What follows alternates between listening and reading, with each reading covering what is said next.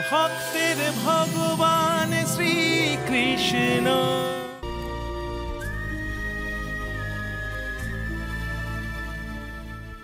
বাবারে বাবা, এতক্ষণে বাবার কথা শেষ হলো?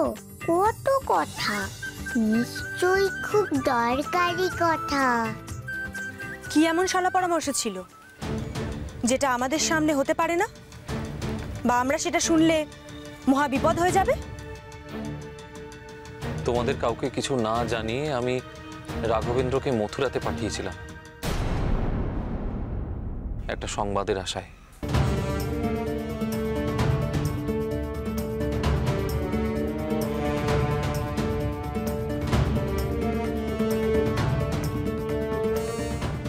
আগের রাতে বন্য পশুদের আক্রমণের পর আমার মনে সন্দেহ জেগেছিল যে এই জঘন্য কাজ মহারাজ কংস ছাড়া আর কেউ করতে পারেন না।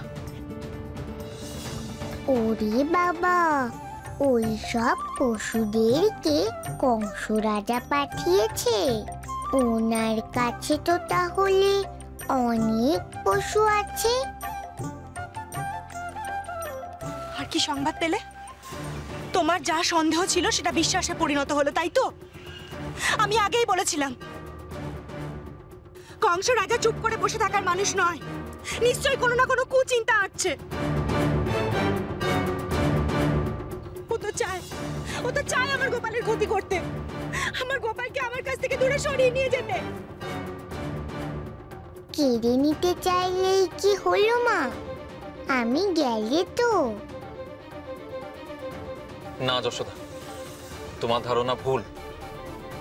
বন্য পশুর আক্রমণের সঙ্গে মহারাজ কংসের কোনো সম্পর্ক আছে কি না সেটা এখনো নিশ্চিতভাবে জানা যায়নি। তাহলে তোমাকে এত চিন্তিত দেখাচ্ছে কেন দাদা? কারণ তার থেকে অনেক বেশি, অনেক ভয়ানক ঝড় আমাদের দিকে ধেয়ে আসছে।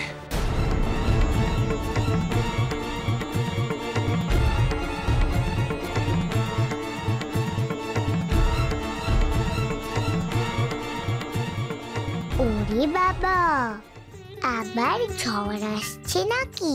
কি হবে তাহলে?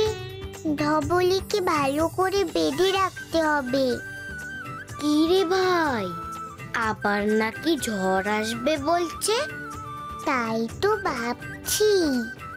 মহারাজ কংস নন্দগ্রাম আক্রমণ করতে চলেছেন।